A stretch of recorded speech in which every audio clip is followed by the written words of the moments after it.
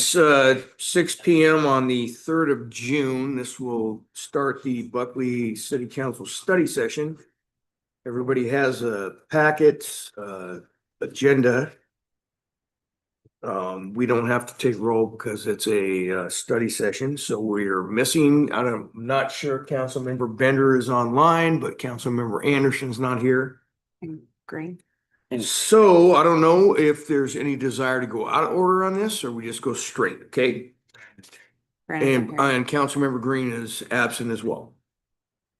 So we've called the meeting to order down to B, discussion items. Number A is a comp plan final review, and we have Planner Farnsworth here. So I just wanted to make an appearance again and kind of summarize the public hearing that we had last week on the 4 review items from the Department of Commerce. The first one was the land use and planning tools to mitigate wildfire risk, identifying places of residential displacement, making sure that we can accommodate emergency housing, and then the racially disparate impact report that Commerce complimented us on including in the comp plan. So between that public hearing and now, we went back to our consultant and we discussed this a little bit further, and we decided to pull out part of the statement that was shown last week. And so you should have the new version in front of you.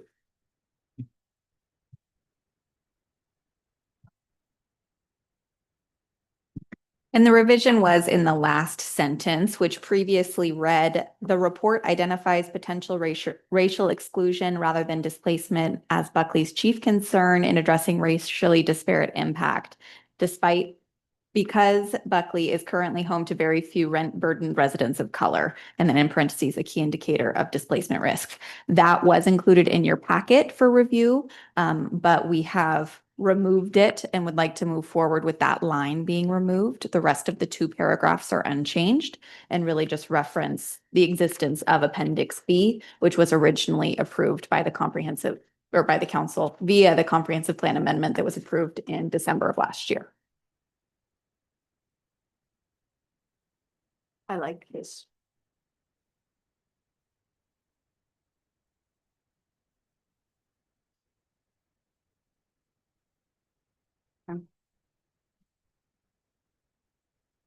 Comments, questions from the council? Fine to me. This is one of those things that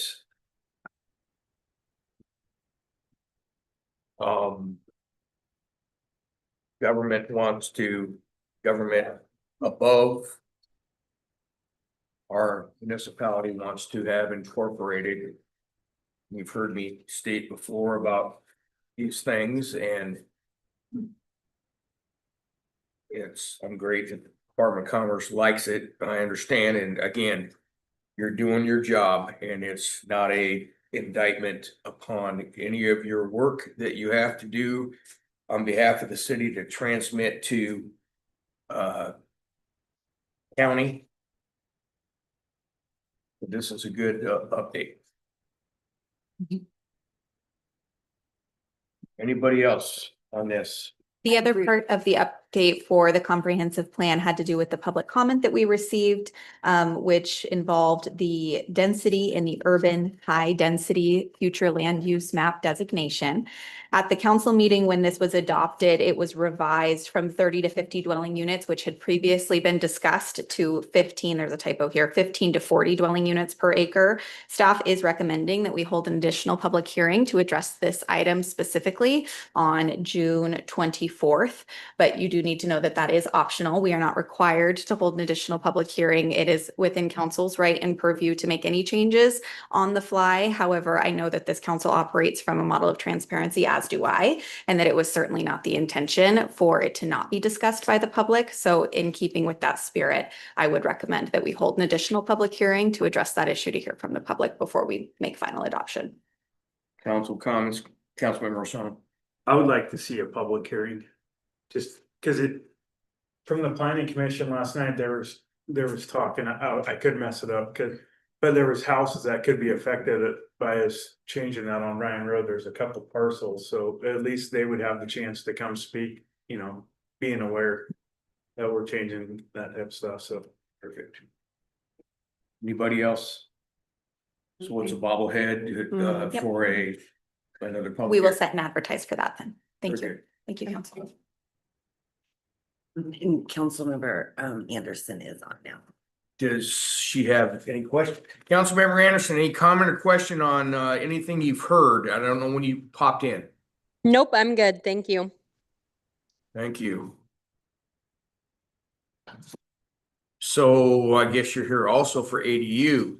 And we're gonna move on to item B, ADU Code Planning Commission recommendations. So one of the things we've been discussing at the last several planning commission meetings is how to meet the requirements for the new state law regarding ADUs. And I know previously council had kind of requested that we take a look at design guidelines for ADUs, but we can't have design guidelines for ADUs without the design guidelines for single family homes. So the gist of that discussion was it can kind of burden new developments that come in by having an extra review step. But it was also burden the existing single family homeowners because now they would have to meet design guidelines if they decide to remodel or do any exterior modifications. And we received this comment through public comment, but we really appreciate it. There are some jurisdictions that are moving towards pre-approved plans. So instead of an applicant having to pay the entire fee to an architect for the design and all of that, the city would have already done that. They would have pre-approved plans available that applicants could choose from.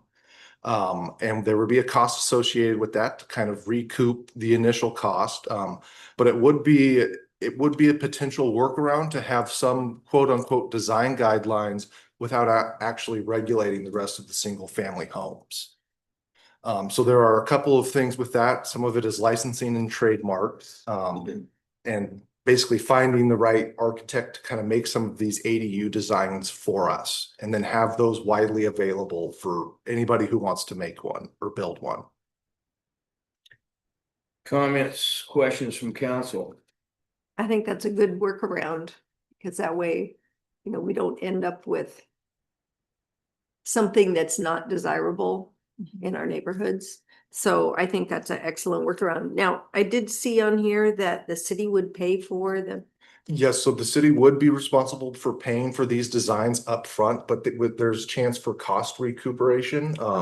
Whether we require pre-application meetings or we attach something like an $1,000 fee, because that's still substantially cheaper than from a ground up designed ADU from an architect.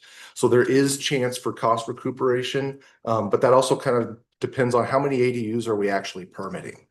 Does the city spending this money, do they have the opportunity to make the money back? That's a to be determined. It's hard to say until this law really takes effect and people, not just the city, but developers understand just how it works. Is there a ballpark number for what it would cost us to get? I don't want to give you a wrong quote. I'm still looking into that. Okay, So this would be designed strictly for ADUs. Yep.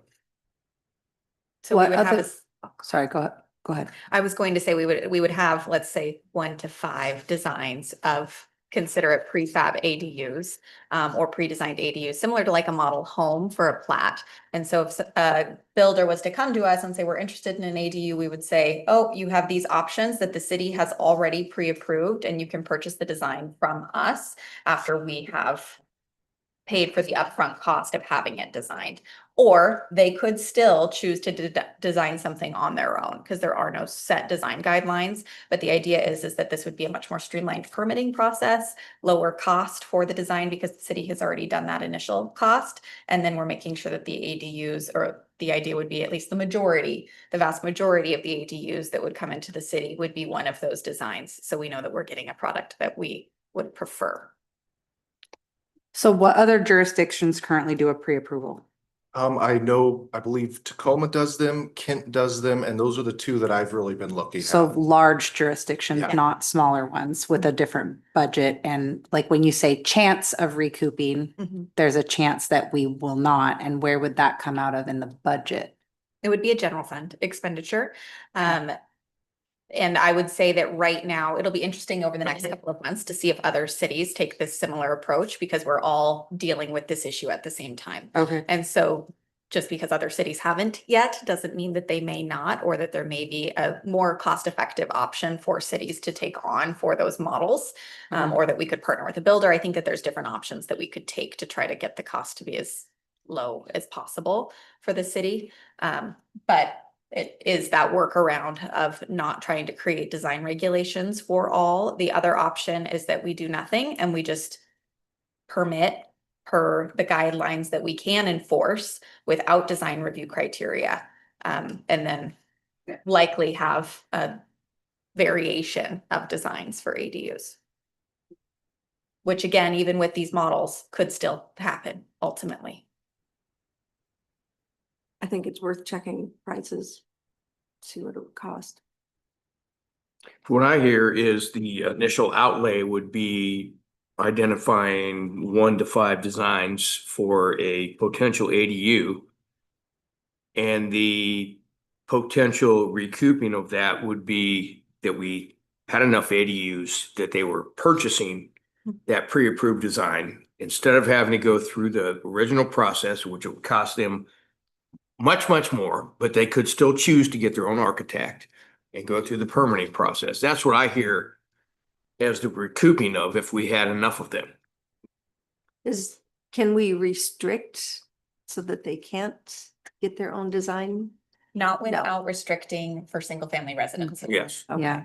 Okay. So it's an incentive, we're incentivizing instead for them to use a design that we prefer.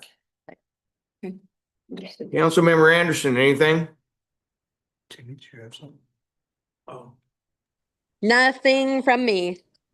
Councilmember Lozano. one of the topics of this at the planning commission was about the setbacks.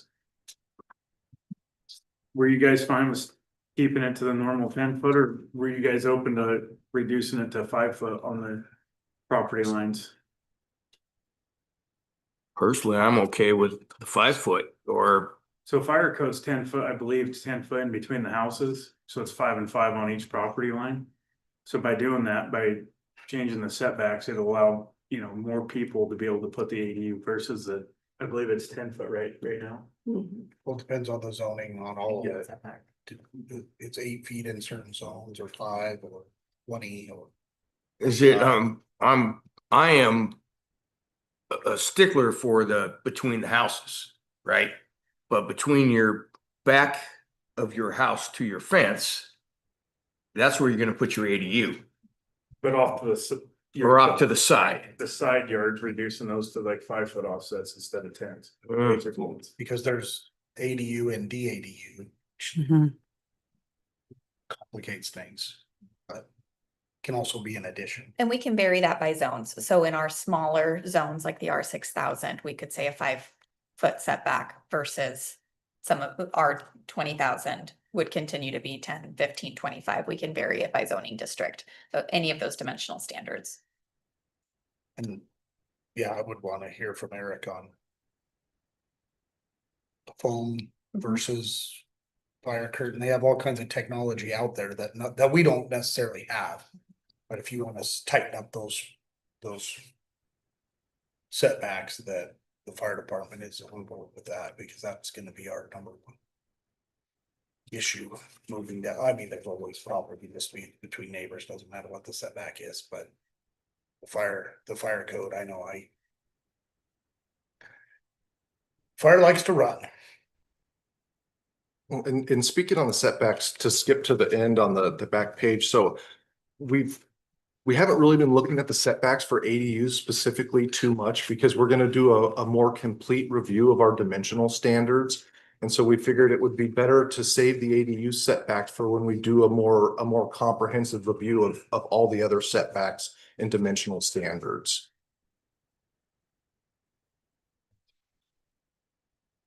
I'm a little, well, I'm nervous is the wrong word, but getting into the designing of our own ADUs, or not our own, but let's set 5 plans or whatever, that's just not our wheelhouse. And getting any time this city government or any government gets into something that's not their bread and butter, it gets complicated.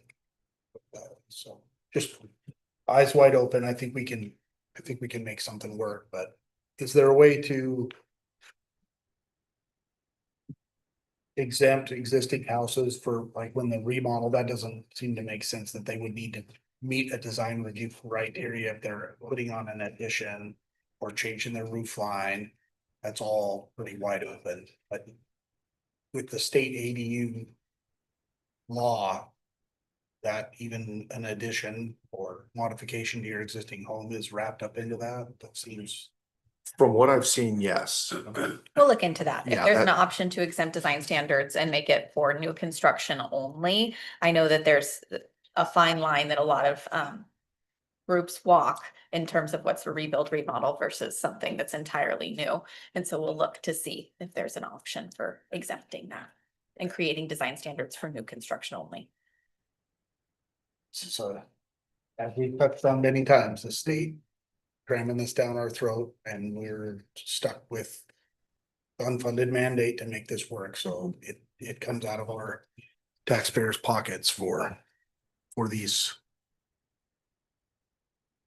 mandates, so to speak, so. It's all, I mean, it will work out, it's just a matter of what's best and we don't get too far down the road. Anything else from council on this topic? Thank you. Well, there are several other. Oh, there is, yes. Yes. Yes, sorry. about that. No, that's okay. So moving on to the next one, the new House bill, we can regulate building standards as long as they apply to the principal unit. So the main point of this is basically to avoid some of the mobile homes and some of the manufactured homes. So one of the things we've been talking about is requiring foundations and then other applicable building standards to the single family home. So we just have a higher quality of construction for the ADUs. Makes I sense. to know me. many 25, 30 years ago, we ran into this issue, not with ADUs, just with general construction, single family home construction. And the city had an ordinance prohibiting such manufactured homes, mobile homes, as they've been renamed, now tiny homes and prefab and on it goes. And many cities were sued and lost. And so it was decided at that time, before I was on council, that would be, we would remove that restriction. So there's a lot of folks that don't know or understand that manufactured homes are allowed. So this is gonna incorporate a larger than just ADUs. And again, we have to be willing to understand we're opening ourselves up, especially because the spirit of the ADU thing is to make it more affordable.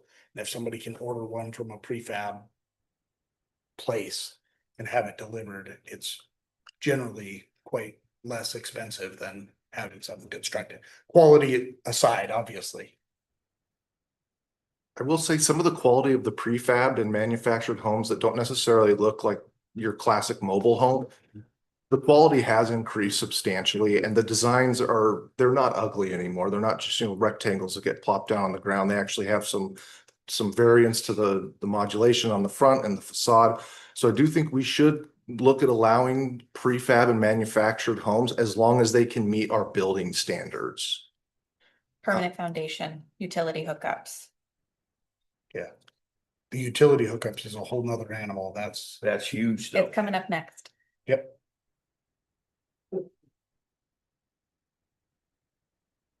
Let's push that one till the end. Sure.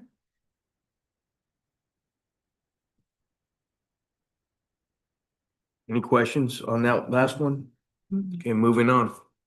Okay, so one of the other aspects of the new House bill is the restriction of the minimum size of ADUs to 1,000 square feet. We can set a maximum size, and one of the public comments at our planning commission meeting suggested that we kind of follow what Pierce County is doing and restrict the maximum size to 1,250 for just some regional uniformity. Do we know what other local jurisdictions are going to do for that? Like Yep. of similar size to us? I have not looked, but I can. Okay. I'd like to know, just, I think quite a few of them tie it to the existing structure. Greater than, less than, but We can't do that anymore. Just pull that out, yeah. Yeah, we're no longer permitted to do that because it could potentially make it so that it would be less than the 1,000 unless we exempt that. So no less than 1,000 or a certain percentage of the structure. Questions on this, comments? Councilmember Anderson? Nothing from me. Thank you. I will just trust you'll chime in if you have something. Yes, I will. Thank you very much. Moving on. So the next one is for utilities, but I think we should push that one to the end so Director Banks can speak on that. He would have the more expert knowledge on that. So moving down to restricting ADUs as short-term rentals such as Airbnb. One of the discussions at Planning Commission was we kind of don't want a bunch of Airbnbs popping up, a bunch of people coming in, a couple of days at a time, a week. But we also don't want to necessarily exclude short-term rentals like for traveling nurses and healthcare workers. So I think there's a little wiggle room in there, you want to restrict some of like the more Airbnb type rentals, but for stuff like traveling nurses, healthcare workers, put a time limit on it. The Planning Commission recommended 60 days. I don't see the city attorney in here. Is that legal? Yes, we are permitted to place restrictions on ADUs being used as short-term rentals. We do not have to. This is an optional provision outlined in the House bill. It does not have to be addressed, but we could restrict it. I like the example of the traveling nurses Mhm, and healthcare workers, because that's a real thing. mhm. But there's a legal way that we could codify that to where we're not having somebody that I am going to the show my horses at the King County Fair in July, so I'm renting a Airbnb in Buckley. Or we could allow for Airbnbs in Buckley and instead have them licensed. Why would we not want to have Airbnbs? Part of the argument from the Planning Commission was that due to the way the ADUs are typically constructed, especially on some of the older city lots, it will just create congestion on the city streets from people who aren't familiar with it, whether it's with the alleyways or whatever it is. There is the potential just for people coming in, creating traffic jams during, important events and potentially blocking alleyways or other city right away. Well, and who is going to enforce all this nonsense? Yeah, it doesn't Historically, make- Airbnbs are very difficult to enforce. That's right. Just as a reminder, so Planning Commission, the City Council provides the Planning Commission with the authority to do the homework for you on code amendments, but ultimately code amendments are left to the City Council's discretion. So they typically are charged with having the public hearing and coming up with an initial set of recommendations, but there is no requirement to take on their recommendation, or if you want something further research or investigated or follow-up questions, you communicate that to Mr. Farnsworth, and then he will give that back to the Planning Commission for them to do more background research.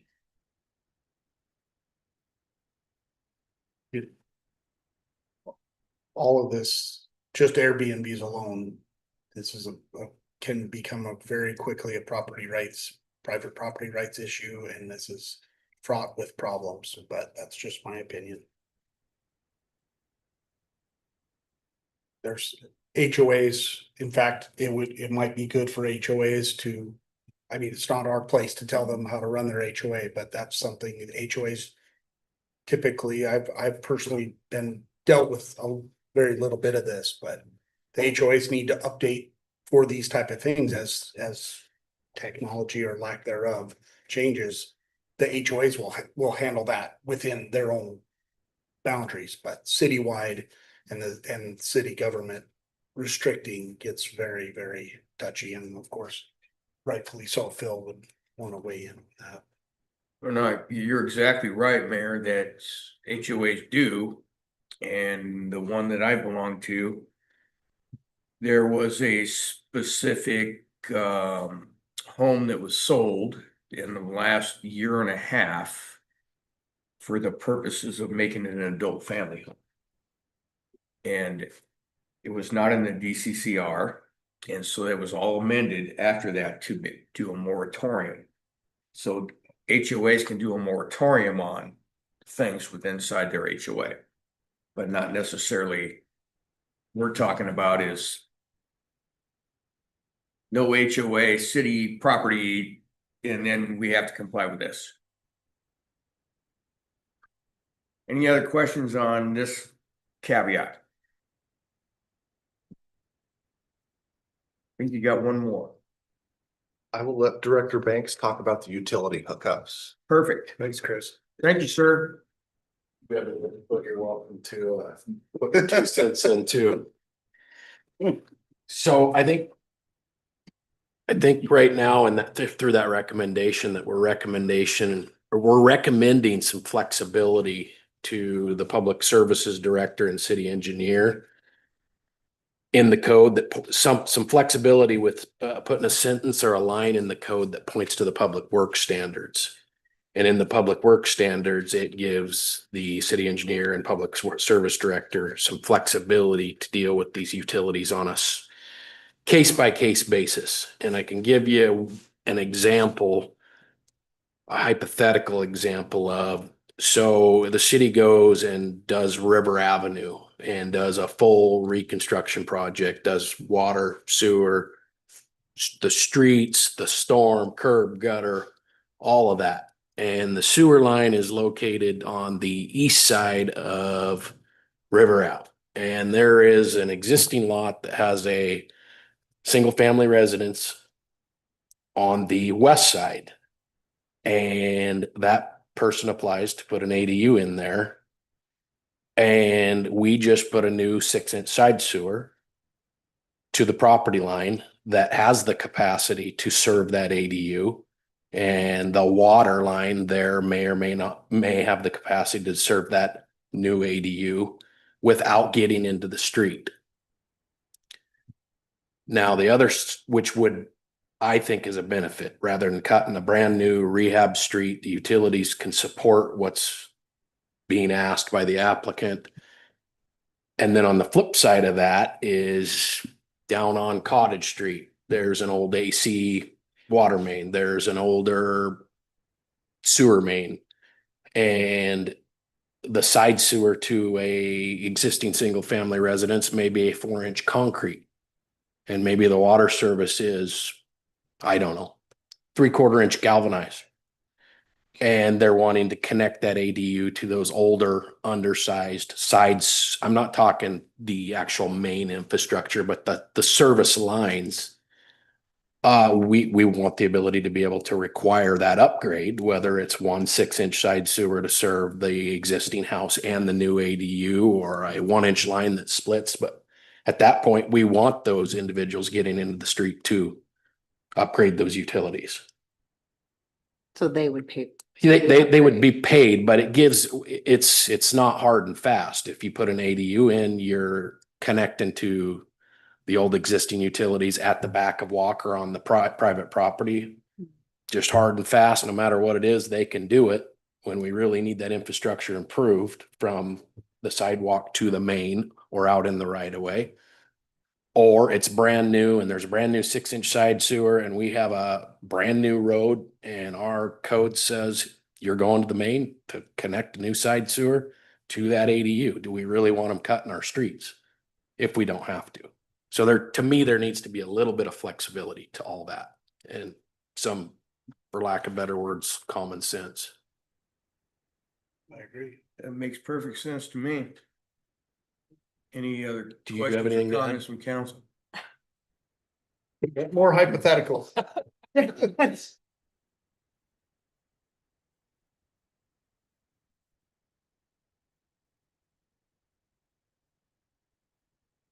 But the other thing that comes into play, and Courtney and Chris, I believe another one of the changes has to do with the ADU being allowed to be under separate ownership from the, call it the parent parcel or the main parcel. So from a utility service standpoint, having a single water meter serve both when you have two different owners can be problematic. But again, it's not insurmountable. There is a way to potentially, if you have an adequately sized service line from the main to the meter, we could potentially, if it's a 1 inch, we could potentially split to 2. And then you have the ability to meter the 2 units separately and bill separately. Right now on the sewer side with the flat rate, it makes it easier that not having, you could have a single side sewer because you're metering the water separately. So there are some other wrinkles related to the ownership, where in the past it was, single parcel, single owner. I don't think in the past, if you had an ADU, you were able to sell it. No, You, not without platting it separately. right, so another fun little wrinkle to. Well, and I think we should add something in there that, if we allow, let's say in this instance that you mentioned, we allow the hookup to the 1 inch, should that be separated out for ownership, separate, that they need their own water meter. They don't maybe necessarily need to do it initially, but should that at any point in time, we need something in the code that says, if you're gonna break that off and sell it or whatever, that needs to be a separate meter for that reason. I know we have that even with rentals issues where the renter's not paying, and yeah. So I'm confused. I've always thought that if somebody puts an ADU, an accessory dwelling unit on their property, they owned it and they're renting it to somebody.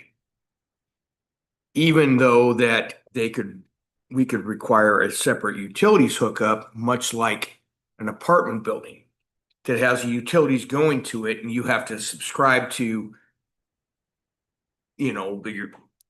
all your utilities. So what you're saying is, and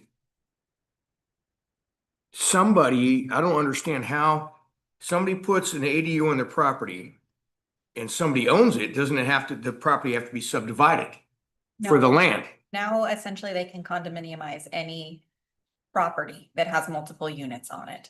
So the House bill now gives a path to do that.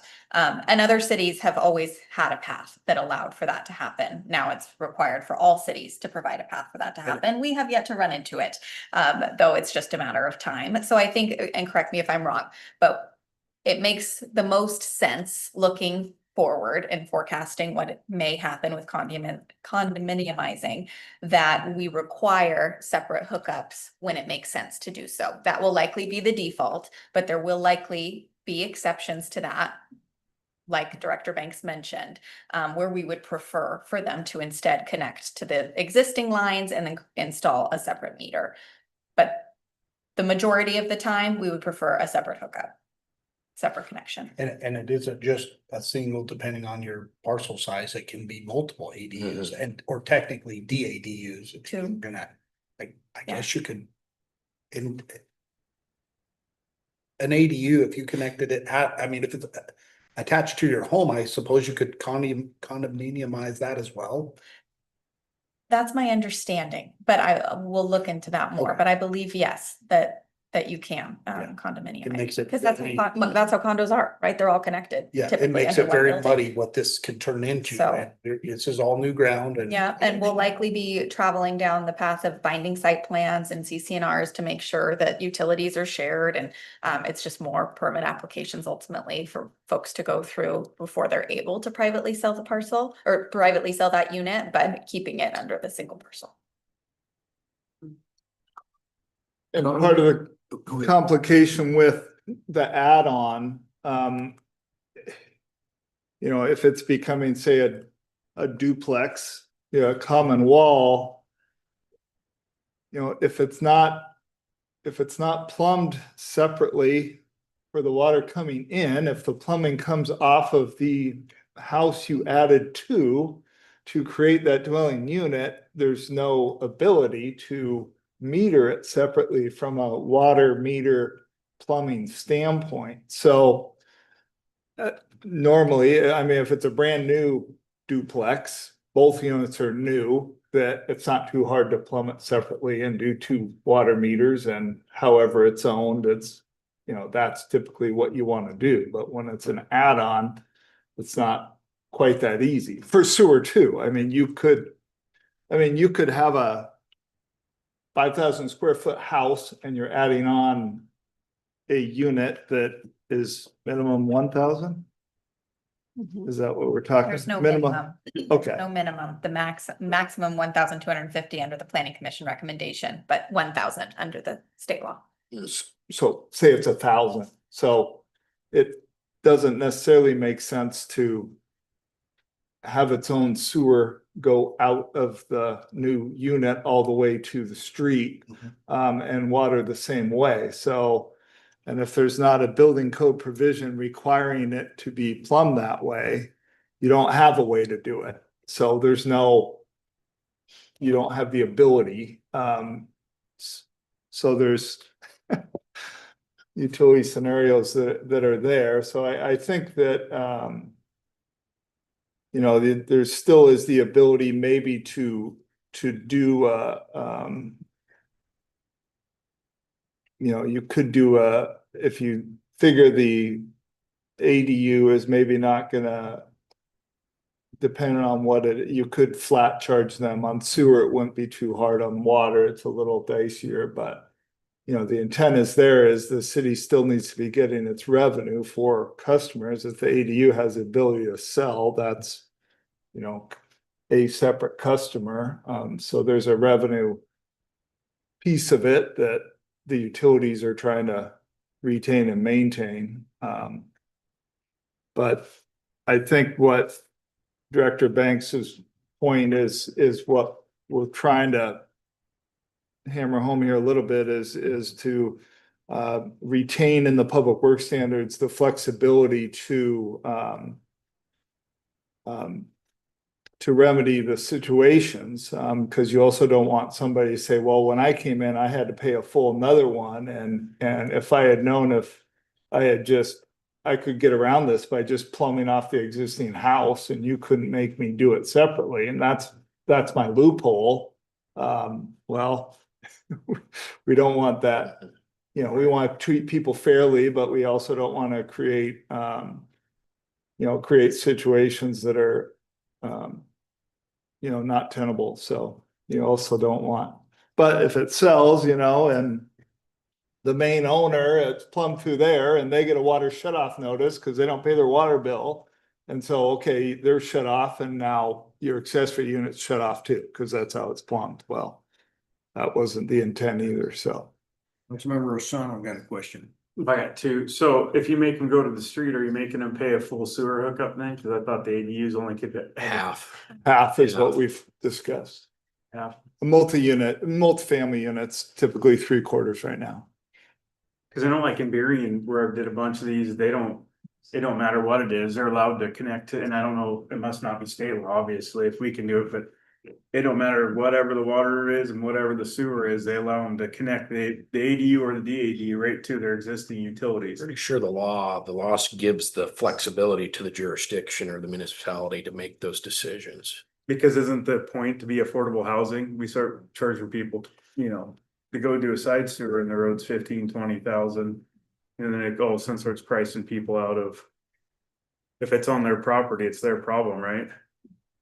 Their water and sewer. It becomes a Initially, civil issue, but Right. we're usually whipped into those when it involves property. yeah, initially it is their issue, but then should it be separated through a 2-lot short plat or what have you, or a boundary line adjustment, they can move the line, they already have 2 parcels. But I could come say I'm not.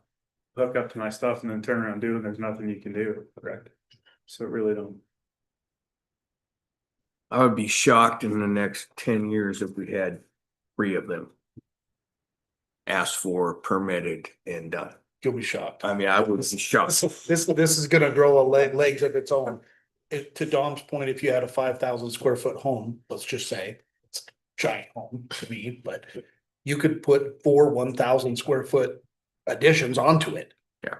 Depending on your parcel size and Yes. blah, blah, blah, blah, blah, and I mean, and then they sell and skate and you're left with holding the bag of exactly the water shut off issue or whatever the case may be.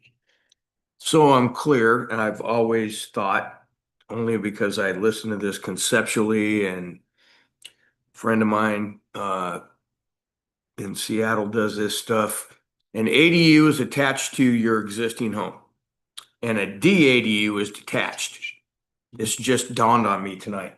Yeah.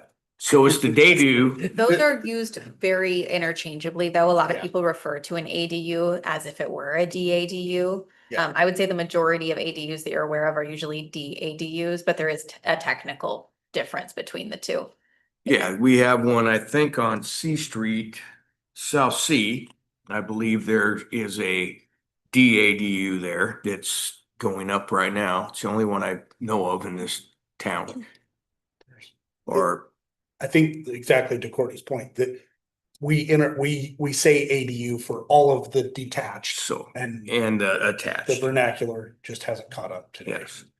So I am perceiving DADUs Yes. when I talk about hookups and property line adjustments and all that kind of stuff, so. But to Dom's point, it doesn't have to be. It can be attached. It can And be that's right a there. whole nother Right. ball of wax. That'd be no different than renting out your basement Yep. or a room. A closet. But you could potentially sell it. Yes. And sell As a your- separate dwelling unit. You can sell that extra Oh. door that comes in the After garage. No, just condominiumized. Yeah, it's, Okay. this is a, this is. But The it's only DADU once it's approved as a separate dwelling unit, sorry.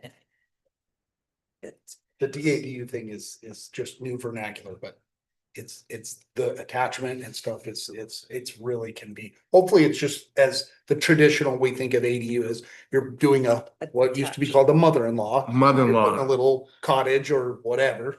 But that's not what the state has mandated. It's way bigger than that. it's a big kettle of fish.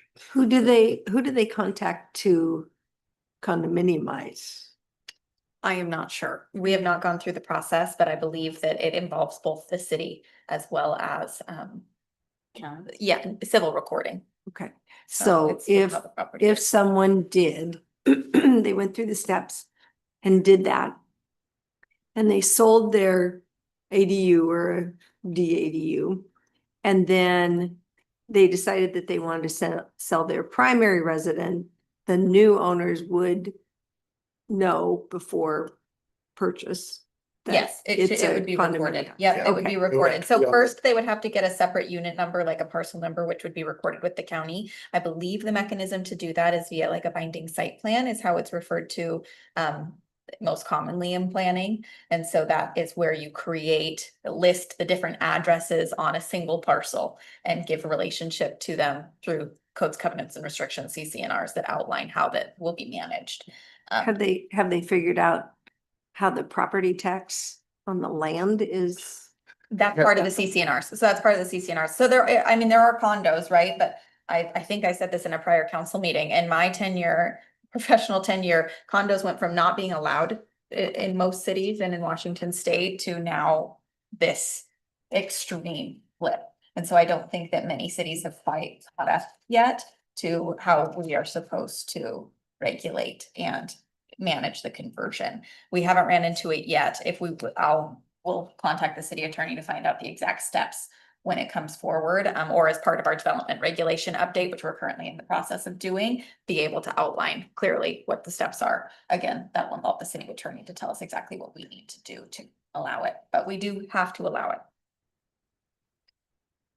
And it has to be in theory affordable. We're gonna have that's a longer road with the state, but. Any other questions or comments from council? Moving on. What's the next item? It's the STIP, Smack. the SMAP. We don't have the SMAP. SMAP. I love the SMAP. No, I'm just kidding. The STIP. All the other projects. I'm gonna let you. Okay. So this is the annual update of the 6-year transportation improvement plan.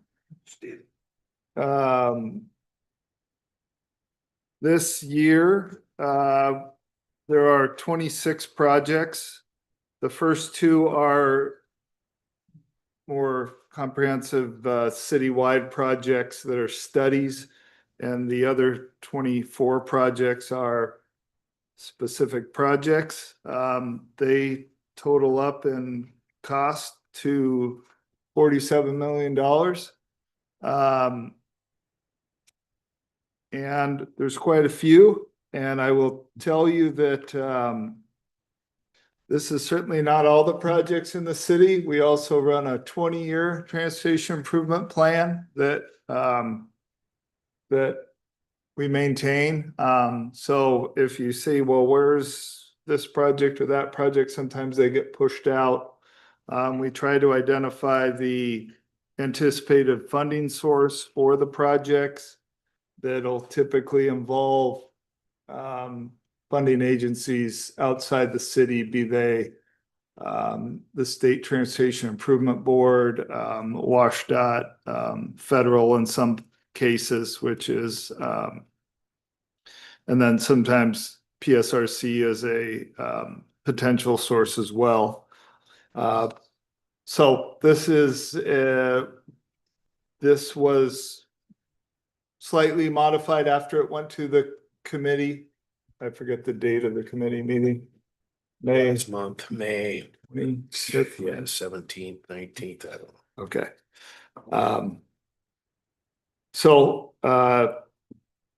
If you have any questions on the specific projects or why they're in the order they are, I will tell you that, you know, we get a bite of this apple every year. And there's also no, typically you need to be on there to be eligible for certain funding sources, but we don't run across something that says, well, that was project number 16 and you're applying for funding. You have to do projects 1 through 15 first. That's not a thing. You can slide them up and down within it.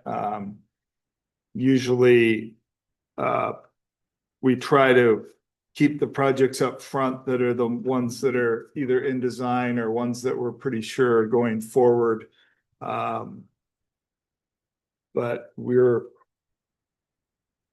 confident that most of these projects are needed. They're not all the projects, like I said, but we are trying to integrate some pedestrian improvement projects as well. A lot of them include pedestrian routes as part of it.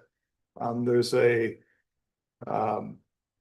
ADA or sidewalk and ADA transition plan that we are going to be bringing forward here this summer as well. We've got several projects that are identified within that to identify some deficiencies in the sidewalk network to make sure we get better pedestrian connectivity that meet ADA requirements as well. There's also something, if you guys remember, there was a complete streets ordinance. I don't know how long ago, but that's a state TIB funding program where we've identified a Main Street project that is a potential complete streets funding. That's project number 6, which is Main Street from A out to Spruce. So there's a lot going on here, but happy to answer any questions. The intent, I think, moving forward is to you're typically required to adopt this by end of June each year. So I think we have time within this month, now that we're already in June. So my observation on here is we have 6 roundabouts. And I guess maybe I thought along the way this was all conceptual, and I know we did the 410 corridor study that was funded. I see that some of these are funded with TIB, WashDOT. What is SS4A? That's Safe Streets for All. Safe Streets for All? That was the federal funding that we received, also primarily to focus on 410, but it was a citywide study.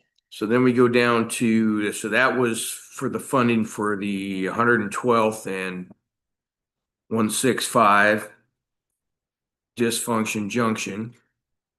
Then we go to Park and 410.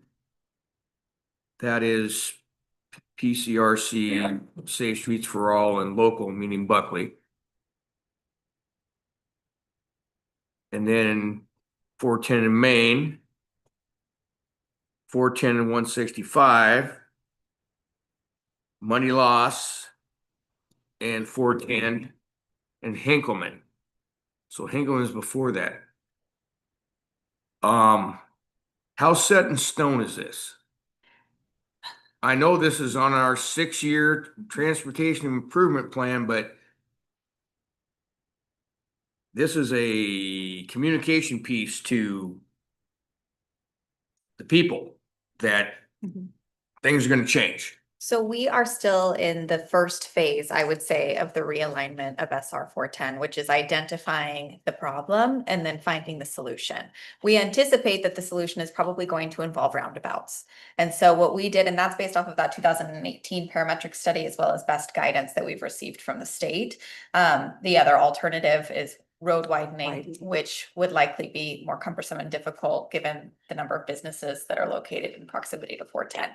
So knowing that roundabouts are the likely next step, at least at some of these intersections, the direction that I gave was if there is a grant that after we complete the study, so within the next year, we complete the study, council approves the outcomes of the study, we are in a position to be able to apply for grant funding. Whereas if these projects are not listed on the TIP, we cannot apply for grant funding. But we get an opportunity, after we apply for the grant funding, the council then has to accept the grant. And all of that is really contingent first on the first item getting completed. And then council adopting the findings of that study and agreeing with it. So this is a little bit of the cart before the horse, but that is because we have to plan a year in advance. And we didn't want to potentially not be able to compete in grants should everything align timing wise and the design is approved by the council. Makes sense. Councilmember Sano. So with the talk of wanting to develop 410, right? Where it brings most of our tax revenue from. I know it'd be hard to get a turn lane going in, right? There's been talk of wanting a turn lane in this to help with the left hand, right hand. But is there a way on the Hinkleman roundabout, would they be able to put that one in? Cause that would at least be able to give people the option to the roundabout to go back, to change directions quicker, maybe help with those businesses coming in sooner than later. You mean first in the sequence of roundabouts? Well, yeah, first in the sequence, it'd be no different than one they just randomly plopped out in Bonnie Lake. I love it. But at least if we couldn't widen, cause I don't know what that would take to widen 410, right? Probably more than. Yeah, but if we got the grants, cause we're already the ball rolling on the roundabouts now. I don't know. Yeah, I mean, the fact is that the two main segments of 410 are substantially different. If you think of Monday Lost to 165 as one segment, and then think of 165 to the Flume or past Park, they're different segments from a standpoint that if you mostly look at 165 up to Park, does the center lane make much sense? Were you trying to turn into, in general, you don't have similar businesses and access issues, including trucks. I mean, the fact is that the westerly segment of 410 from 165 out to Monday Loss, and I know it's a little different from Hinkleman Extension to Monday Loss, Hinkleman Extension to 165 is a little different. And the fact is there's actually a turn lane for a chunk of that when you get from Bootleggers over. There is a turn lane that's going to be installed from Hinkleman Extension over to Robertson Landing as that is being permitted by WashDOT and that is imminent to be installed. So I to some extent, if you end up with roundabouts, the center turn lane is not as necessary because you do have the ability to go turn around. But, and then the other thing that the city's gonna have to balance is, well, okay, that's for some convenience of some properties out there. Well, you know, the roundabouts at Park and Main are trying to address a large backup that occurs to Enumclaw.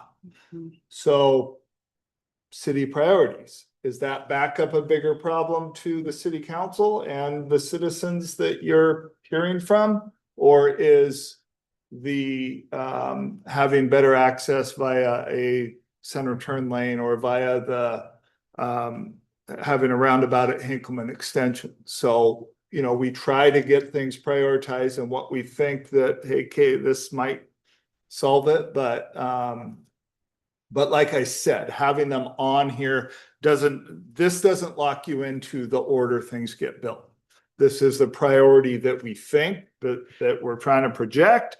But if, you know, you as a council came in and said, you know, yep, we did this study. Yep, we have solutions to all these problems. It's a bigger issue out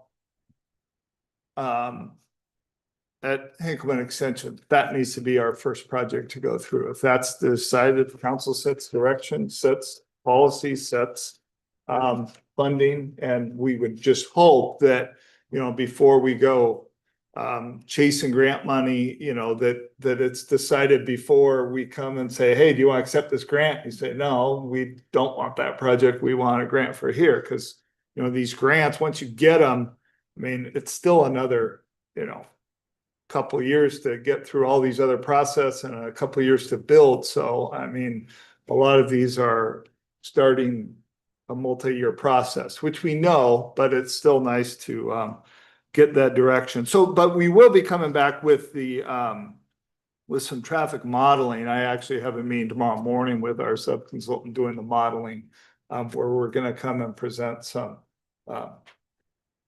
what I call, you know, fancy cartoons with cars going through and what it looks like with, you know, a signal with a roundabout. There's also permutations of roundabouts. There's 1 lanes, there's 2 lanes, there's slip turn right lanes. There are different permutations. If you guys have driven around in various municipalities, you know, not just this new one that popped out on 410 at Bunny Lake, which, you know, they just had to be first, I guess. You know, they just couldn't let Buckley have the first one on 410. Just had to go and do it themselves. So, but that's you know, and then, you know, it may even be, we've talked about in the past, or I don't know if I've talked to you guys about it, but you know, the one down at 165 and 112/Ryan, I mean, you know, that one makes sense from a standpoint, but some history on that, you know, very large 4-way stop is that the state wouldn't fund a roundabout there.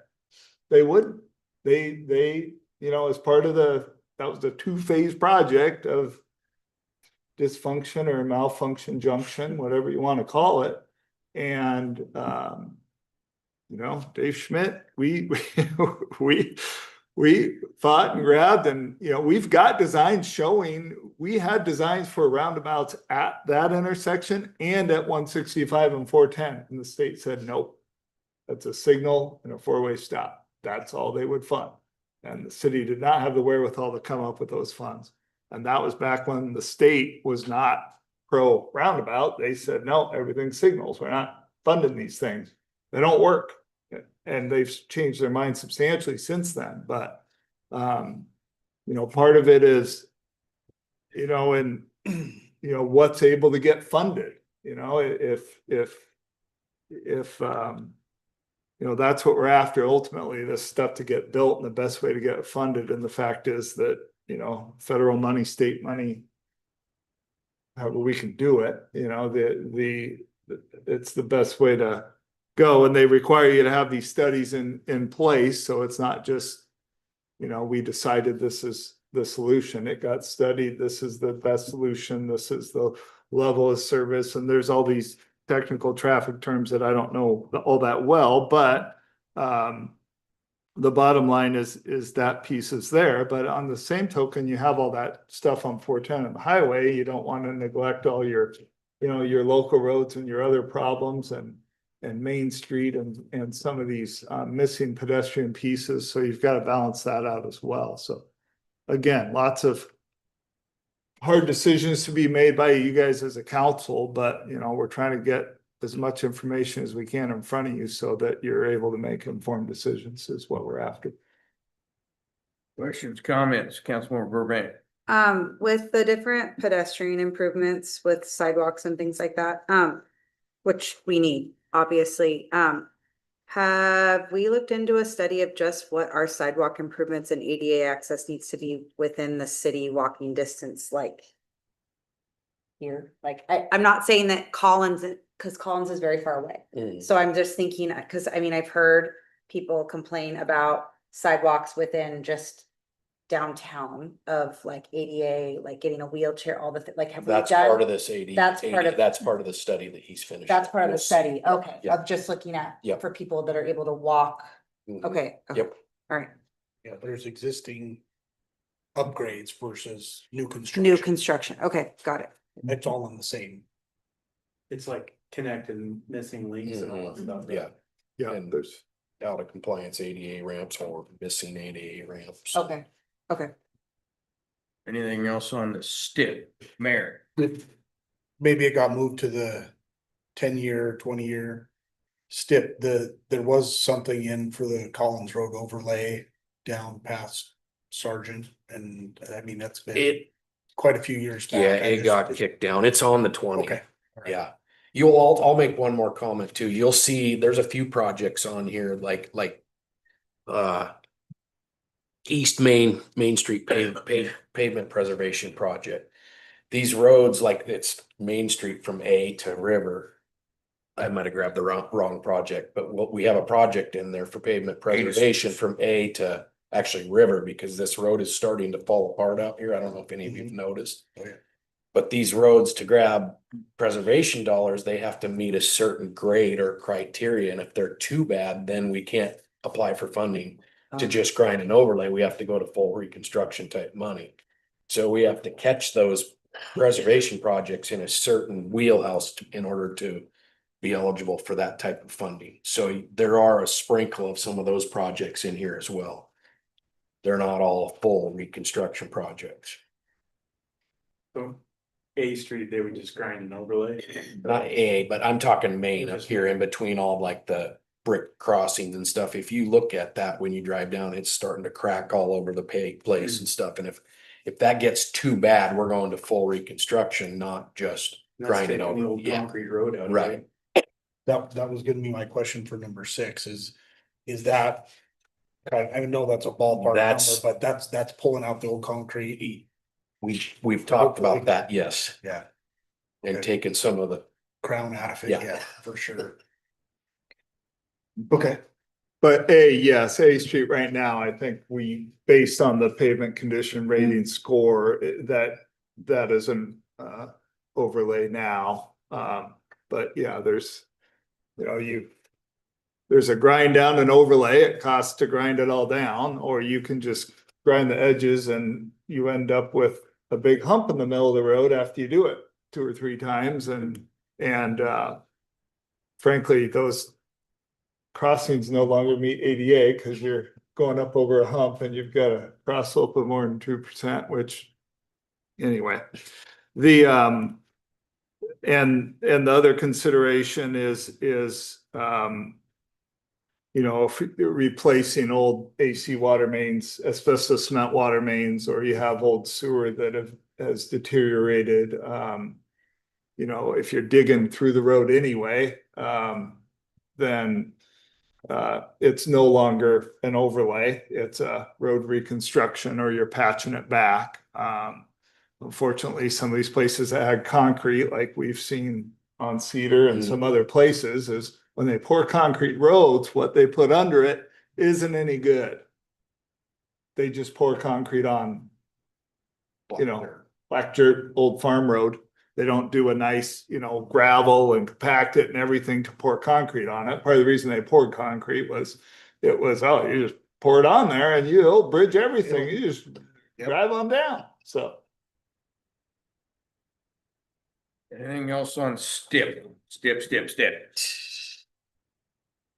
And Councilmember Anderson said she would chime in if she had anything, so. Thank you, Director Banks. Yeah, Mr. Miller. Thanks. Moving on to item D, new logo. And I will say that this has taken on a life of itself in the last several days on a social media platform. And there were over 220 some comments, none that were Favor, in favor. maybe one. And I will say that 8 years ago, 7 years ago, when there was a proposal that came, it was being floated around for some development on the Greenway along 410. There are maybe 50 comments on Facebook negative to that. However, that does not mean that if you belong to the Buckley community page, you live in the city of Buckley. You may have lived here at one time. You may have friends here, whatever. So given that, this was the vision of Mayor Burkett, so I'd like him to chime in as we begin this conversation. Yeah, it's as you said, it's kind of got a life of its own. So first and foremost, it needs to be accurately stated. The current Buckley logo and the previous above the fog, below the snow, which was removed roughly 10-ish, well, 12-ish years ago now.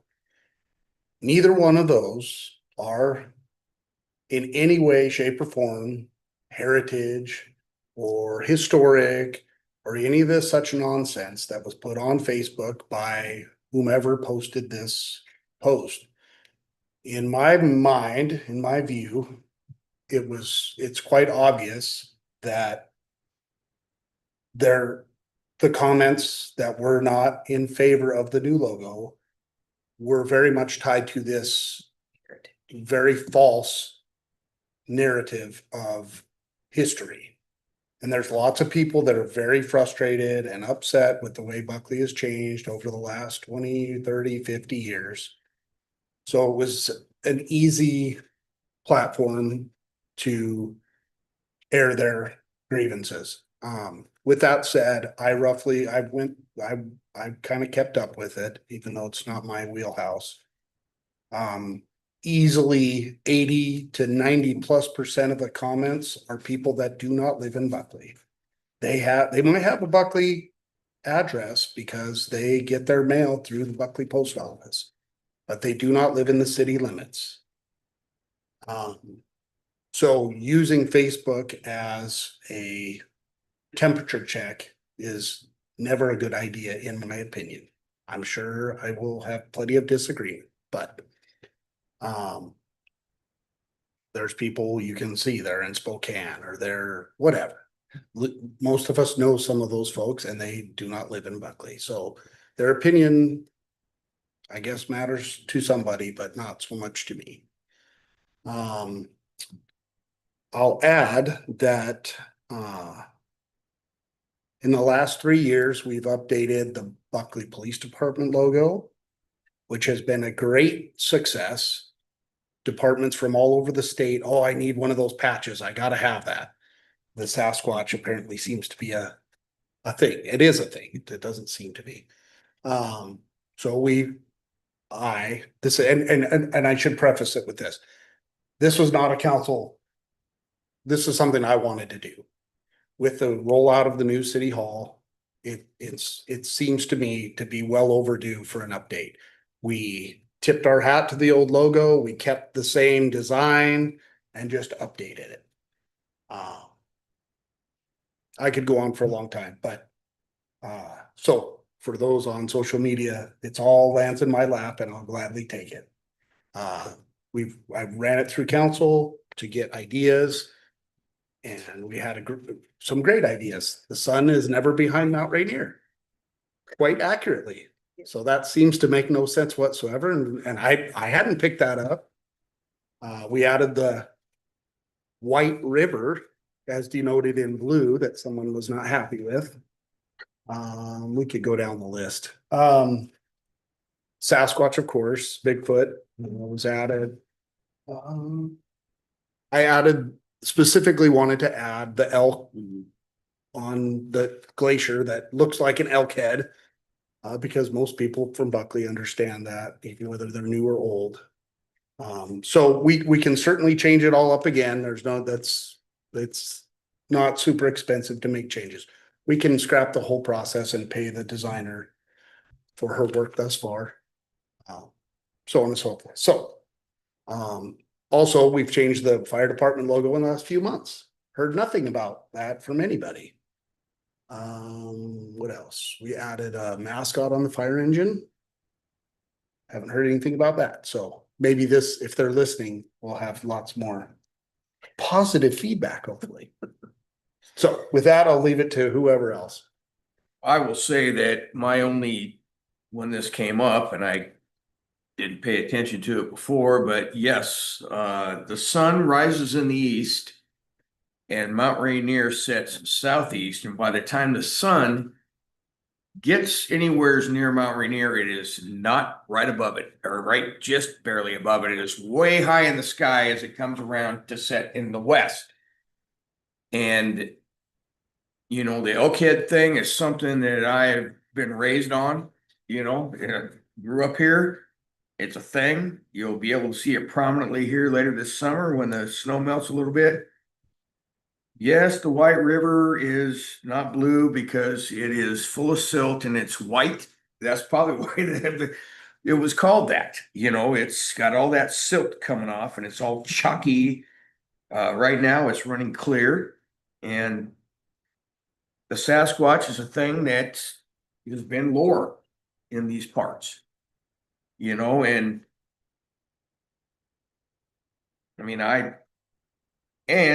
we still have on the old logo up top, Territory of Washington. New proposed logo, Territory of Washington. Old proposed logo, Heritage Community at the bottom banner. New proposed Heritage Community, because that's exactly what this is. So it's just a change of the innards of it and colors. Councilmember Orsanto. It's been updated a couple times since '93, right? Yes. Like 2 or 3 times. The above the snow, the fog was removed in roughly 12 years ago. 2013. And then 2, where the funding for it, where's it come from? What fund? It would likely be the general fund, but that's what staff was looking for direction on this evening. If this is adopted and moves forward, I put out a couple of implementation options. The first would be a slow rollout where we would replace only stationary and electronic media. We've checked with our printers. They wouldn't charge us for any change in the design. We would just get it the next time we order our envelopes, for example. But most of our print media is digital. And so it would just be copy and pasting the new logo with the old, same thing with the website. And then as we replace items, for example, the decals on vehicles, we would do that at the time of replacement. So larger items, for example, the sign in council chambers or new signage, I anticipated that we might want to see replaced sooner rather than later, but there certainly is no requirement to do so. I just wanted clear direction from council, what exactly you would like to see replaced upon adoption of the new logo, or acknowledgement that we're going to wait a year before we really start replacing items so that we can do it as part of the next biennial budget process. But this is an example of one of the potential disadvantages of a biennial budget, is instead of having an opportunity every year to talk about new priorities, anything like this that pops up, which it always will. We will always have something that pops up in a 2-year span. It would require more of a budget adjustment and a conversation separate and apart from the budget process as a whole. So what would you do, like change this one and put one on the city hall? Yes, we would probably, and we already have signage planned for City Hall. So some of that is not logo specific, but we could etch potentially the windows and some of that is planned for, but we would obviously want to know what the design would be before we etch it. The other that we have is this large one. There's a sign out front of Public Works, parks signs, those types of signs, some of which are replaced already on a regular interval because they fade based off of sun. So when those are replaced, we could just replace them with the logo, or if we wanted to do a full-fledged rollout and replace the logo everywhere that it currently exists, that's option number 3, which was the most extreme of the options. But again, just wanted to acknowledge the places where you might see 2 logos for a period of time. Staff clothing, right now, every one of our Public Works team members or Parks team members gets 6 issued shirts. So if you see a Buckley employee for the next couple of years, likely that they're going to have the old logo rather than the new logo, unless council wants to buy new shirts because they want everyone to have the new logo. I don't have an opinion necessarily on whether or not that's necessary. I just wanted there to be an understanding as to where we would see multiple logos for a period of time.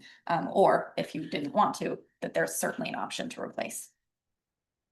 Some of the other comments that I saw had to do with the colors match the high school. Well, the White River School District decided 25 years ago to move the high school from over here on North C Street out to 120th, and so it's not in the city of Buckley. I understand that the White River School District offices are here, but those colors belong to the White River High School, which is in the county. And then there was other comments that there was a contest and a student won the contest to have this. I don't know how accurate that is. It was the above the Yeah. In above 93. the bog. Okay. Yeah. That's why I said it's changed twice since 1993 at least. It was just an update. It wasn't meant to ruffle everybody. And comments that the trees look like a farm tree, Yes. Christmas tree farm, and that it was AI generated. Well, AI is the future of everything. I mean, it's So many. And the trees we can change if that's I mean, again, I'm gonna, I guess, leave it up to council. It isn't. I mean, my thing is I believe we need to hear all people, and we'll see what happens on next Tuesday if all of these people that are upset show up and speak on the public record, or we are moving into a brand new building. I was in a position in my previous career when, say, 11 years ago, when we got a brand new chief and she wanted to take the department in a different direction to change the uniform colors and redesign the patch. And there are people to this day, my retired colleagues, scream about the fact that that was changed. But there was a time to do that. And change is what it is. And this is I look at this no differently. The Seattle Police Department changed their uniform that had been forever and their shoulder patch at the same time to ruffle people's feathers. The city of Buckley is getting a new building and is considering changing the logo, and it's ruffling people's feathers because it's not the way it's always been. Could you address that we would not be being fiscally responsible because we're already in the red and because we've had to make so many budget cuts? Could you address just like, for me personally, my opinion, I would rather see a complete, like, just get everything and be done, but not, like the sign or, I'm just. Sure. But just to address that, so I have a clearer picture, because I don't have the budget with me. I was gonna bring it, I forgot it. You have it. So I will say that it's been a bit of time since we have mentioned the word deficit, but we have recently brought up the need to very closely monitor our incoming revenue and expenditures. I will have Director Hines, she's already planning to prepare a quarterly report for our next study session, but I'll see if before our next council meeting, she could just update what we saw at the end of last quarter, which was that so far this year, our revenues are coming in right where we expected them to, with the exception of property taxes. We hadn't seen yet, but that's because they just hadn't been dispersed yet. We did receive that. And then building permits, we are seeing an uptick from what we saw in the first quarter, which we expected. So I will get an exact update as to where we are in terms of revenue and expenditures. That is something that we're always going to have to closely monitor because expenses always outpace costs just in terms or expenses always outpace revenue just in terms of how cities are able to collect revenue at the 1% property tax. I won't get on that soapbox, but I will say that that is a deficit is something that all cities more often than not have. And that's because our expenses will always outpace our revenue. And so with that, we are always challenged with decisions and what we do and do not fund. We do have professional services embedded in almost every budget. That's something that we were pressing the brakes on spending when we were more closely monitoring in the first quarter of this year, specifically pertaining to building permit revenue. We were very conservative with a lot of our budgeting this year, again, pertaining to building permit revenue, but others as well. Sales tax is coming in as we projected it to be. We had a couple of touchy months, but this last month I made up for those two that were a little lower than we had hoped. So obviously there's no crystal ball. I don't want to say that we're going to meet exactly where we had projected, but right now it does. Our forecast does show that we should be right in line with where we had hoped to be for revenue at the end of this year. This was not a budgeted expenditure, but our expenses in some departments are also down. In some departments, they're up. For example, fire, we've incurred more overtime with the fire department in the last couple of months than we had last year. So I will get a summary to fully answer your question, but I don't want, again, there's 4 decisions here, or 4 options. And one of the options is for really no incurred cost aside from what we already have in our professional services budget. And our professional services budget is meant to be a bit of a catch-all, and there is still a little bit of room there where we could, it's a catch-all in the sense of things that weren't necessarily planned for. There's a bit more discretionary spending in professional services, and that budget varies per department by, let's say, $2,000 to $5,000 on average. So as things come in that we need to study, or for example, the strategic planning consultant, those types of things that we don't necessarily always know exactly when the timing is going to be for, we put those expenses in professional services. And I do believe that we've seen some savings in that in the first half of the year, and that there may be some capacity to absorb it in the professional services budget without needing a full budget adjustment, depending on how many items you're wanting to see changed. So if we were to move forward with item number 2, the moderate rollout, which was replacing the public works sign, council chamber sign, name tags, and 1 city flag, that $5,600, I said may require a budget adjustment. And that's because I think that we could likely absorb that in our professional services line item already, because not every cent of that has been allocated. Does that make sense? Okay. What's the council member Burgess? So I think that the proposed logo looks very nice, but taking into account those citizens that live in Buckley that made comment on Facebook, and then the people, not that I've gone door to door, but anybody that I have spoken with, they have not been in favor of doing it. And so because we are, taking care of money for the city, unless more people come forward saying, yes, do it, I love it. I don't know that I would support it, even though I think it looks very nice. I like it better than the current one, but I'm not spending my own money, so. I don't think we're gonna have people, unless they're actively looking at the city webpage, looking at the council study agenda and the packet and reviewing it, to say, hey, reach out to say, hey, this is great, let's do it. If you're looking at a Facebook post where all the energy is negative, I mean, I don't know how we're gonna hear from people that like it. like it. Yeah. And I don't think, to be honest with you, I mean, I appreciate where you're coming from. I'm coming from the same spot to a point. But who's it hurting? It's not hurting anyone. And if anybody wants to look at this and say, the sun is rising up above Mount Rainier, this is make-believe, if you will. It is. It's make-believe. Yes. I mean, I am a type of person that wants to be accurate. Yes. And if it would cost the same amount of money to make this accurate to erase the sun. Because the sun does not rise in the southeast, it rises in the direct east. Kenzie. She's. Councilmember Anderson and your great wisdom.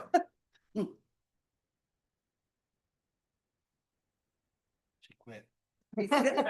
Sorry, no, I am here. Yeah. I did have a question. Who was the designer for the new logo? The art, well, we went through many renditions with adding the bridge. It's just I don't know, Vanessa Cohen, Cohen. and she is with That's- Speak Creative. Oh, okay. Speakucreative.com is her. Okay. She lives in the county. She doesn't get a vote. Gotcha. That was really my only question. I did obviously see all the Facebook riffraff. And I mean, I will support kind of whatever everyone else wants.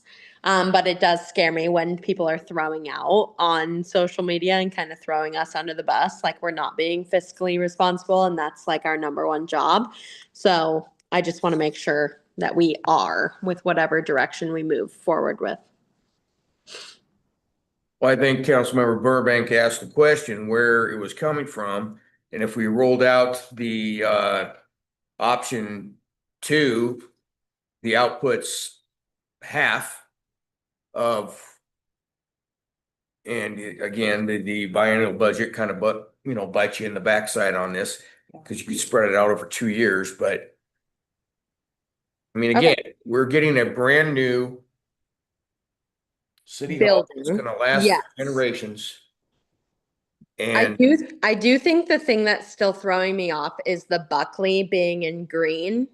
I don't know why, but my eyes just don't love it with the design of everything else and like the spacing of the lettering.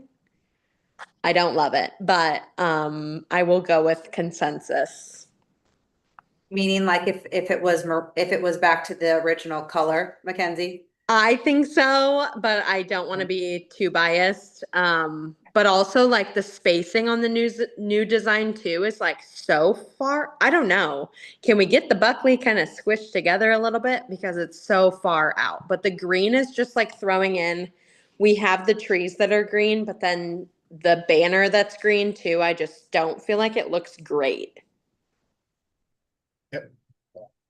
I kind of agree that I would like to see that maroon and gold, and then that would, because I like this, that it's accurate in terms of the sun, the LCAD, like I don't want to see that on City Hall, if I'm being honest, because that's not even accurate, putting it on a new building. So. I can live with the maroon banner with Buckley and change the font. I think that might alleviate some of the negative perception. I like the font. It's just like the spacing of it. Squish them together. With the letters. Like Yeah, the B, I the U, misspoke, not the font, but the. Okay. I did have an opportunity to speak to Councilmember Green, and he said that he would recommend tabling this to another study session so that we could talk about it again. Obviously, he isn't here tonight, but I do think that maybe that makes sense if we're wanting to look at some other designs. So we won't have this on the council meeting for next week for approval. Let's have another meeting to review possibly a version that has the letters closer together, changing the band. And then do we want to see something different with the trees? Or do we like the trees? We can look It at it. just sorry, I'm speaking out. Looking at the trees, it just looks like they have snow on them. But is that what we're going for? It does look like gifts. I would agree. We're no longer below the snow, I guess. We need to be below the snow because I hate snow. Okay, so we'll pass these comments on to the designer Designer. and then we can discuss this at our July study session. Sorry, I really had to continue no, looking no, at that's it fair. after our last meeting, but something did bother me. I promise it's not the Facebook group driving me to these decisions, but This is why we want public comment, but you're gonna have 4,000 different opinions. Yeah, no, Yeah. exactly. That'll also give us an opportunity to look at the exact financial report that Director Hines was already planning to bring forward in July. So the consensus is another study session, strike it from next week's agenda. Perfect. Good. Anything else on this logo until the next study session? None. Moving to council comments. Any council comments tonight? Anything at all? I see none. I'll give Councilmember Anderson a second I think she has a 8-second delay. nothing else from me. Sorry. Okay, so it's 7:31 PM on the 3rd of June. This will conclude the Buckley City Council study session.